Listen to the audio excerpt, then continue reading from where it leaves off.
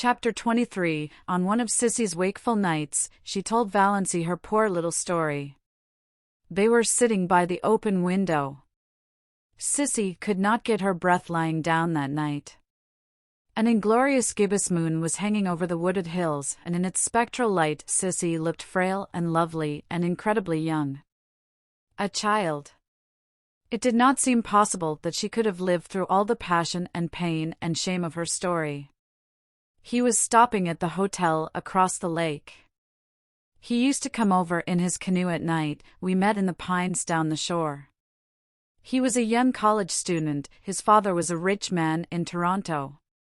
Oh, Valency, I didn't mean to be bad, I didn't, indeed. But I loved him so, I love him yet, I'll always love him.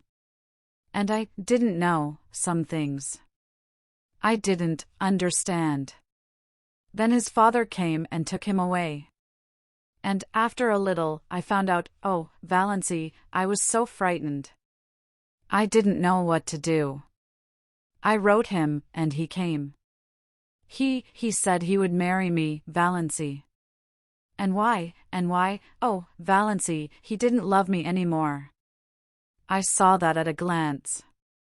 He was just offering to marry me because he thought he ought to, because he was sorry for me. He wasn't bad, but he was so young, and what was I that he should keep on loving me? Never mind making excuses for him, said Valency a bit shortly. So you wouldn't marry him? I couldn't, not when he didn't love me anymore. Somehow, I can't explain, it seemed a worse thing to do than the other. He argued a little, but he went away. Do you think I did right, Valency? Yes, I do. You did right.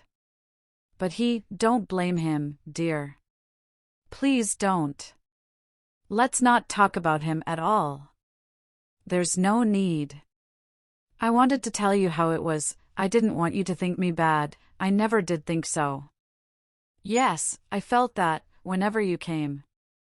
Oh, Valency, what you've been to me. I can never tell you, but God will bless you for it. I know He will, with what measure ye meet. Sissy sobbed for a few minutes in Valency's arms. Then she wiped her eyes. Well, that's almost all. I came home. I wasn't really so very unhappy. I suppose I should have been, but I wasn't. Father wasn't hard on me. And my baby was so sweet while he lived. I was even happy, I loved him so much, the dear little thing. He was so sweet, Valency, with such lovely blue eyes, and little rings of pale gold hair like silk floss, and tiny dimpled hands. I used to bite his satin-smooth little face all over, softly, so as not to hurt him, you know, I know, said Valency, wincing. I know, a woman always knows, and dreams, and he was all mine. Nobody else had any claim on him. When he died, oh, Valency, I thought I must die too. I didn't see how anybody could endure such anguish and live.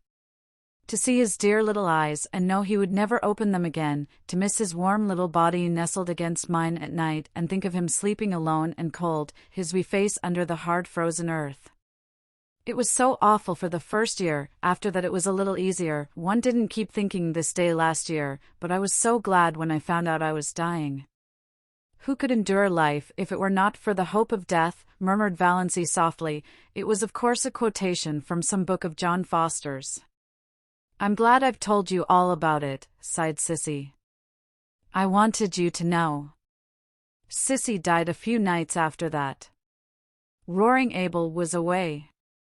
When Valency saw the change that had come over Sissy's face, she wanted to telephone for the doctor. But Sissy wouldn't let her. Valency, why should you? He can do nothing for me. I've known for several days that this was near. Let me die in peace, dear, just holding your hand. Oh, I'm so glad you're here. Tell Father goodbye for me. He's always been as good to me as he knew how, and Barney. Somehow, I think that Barney, but a spasm of coughing interrupted and exhausted her. She fell asleep when it was over, still holding to Valency's hand. Valency sat there in the silence.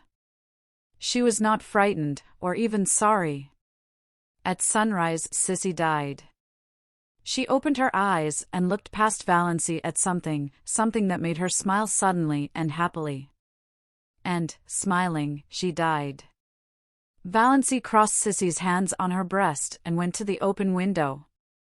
In the eastern sky, amid the fires of sunrise, an old moon was hanging, as slender and lovely as a new moon.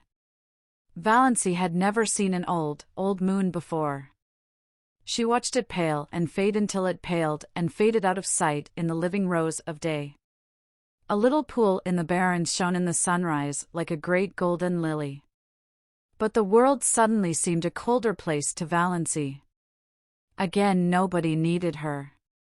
She was not in the least sorry Cecilia was dead. She was only sorry for all her suffering in life. But nobody could ever hurt her again. Valency had always thought death dreadful. But Sissy had died so quietly, so pleasantly. And at the very last, something had made up to her for everything. She was lying there now, in her white sleep, looking like a child. Beautiful! All the lines of shame and pain gone. Roaring Abel drove in, justifying his name. Valency went down and told him. The shock sobered him at once. He slumped down on the seat of his buggy, his great head hanging. Sissy dead, he said vacantly. I didn't think it would have come so soon. Dead. She used to run down the lane to meet me with a little white rose stuck in her hair. Sissy used to be a pretty little girl. And a good little girl. She has always been a good little girl, said Valency.